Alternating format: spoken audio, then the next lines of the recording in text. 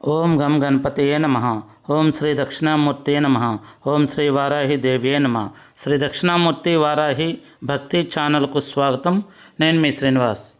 శ్రీరామ రామ రామేతి రమే రామే మనోరమే సహస్రనామ తత్తుల్యం రామనామ వరాననే. శ్రీమద్ రామాయణం బాలకాండం, అయోధ్యాకాండం. శ్రీరామచంద్రుడు చిన్నప్పుడు తన లీలలను చాటి చెప్పేటువంటి శ్రీమద్ రామాయణం మొదటి భాగం ఇది.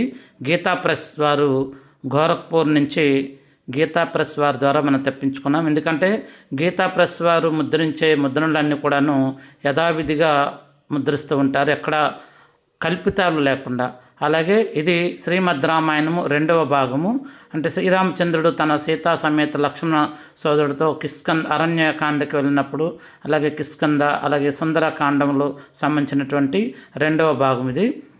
మనకి మొదటి భాగం, రెండవ భాగం మరియు ఈ మూడవ భాగం ఏంటంటే మనకి యుద్ధం సంబంధించింది. రామాయణంలో యుద్ధము, అలాగే ఉత్తరాఖండంలో, ఇలా మూడవ భాగం మనకి శ్రీ మహాకవి వాల్మీకి మహర్షి విరచిత, అంటే యథావిధిగా దీన్ని అనువాదించి మనకి గోరఖ్ ప్రెస్లో ఉన్నటువంటి గీతా ప్రెస్ వారు ముద్రణల ద్వారా ఈ యొక్క బుక్స్ని మనం తెప్పించుకున్నాము.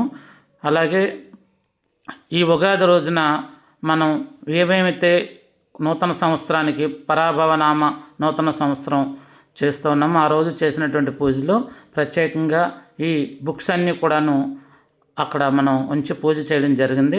ఎందుకంటే గురువు ఆజ్ఞ లేనిదే మనం విద్యలో రాణించలేము కాబట్టి ఈ యొక్క భక్తితత్వ పుస్తకాలన్నీ కూడా ఈ విధంగా మనం పూజలు అప్పుడప్పుడు చేసుకుంటే మనకే మంచిది.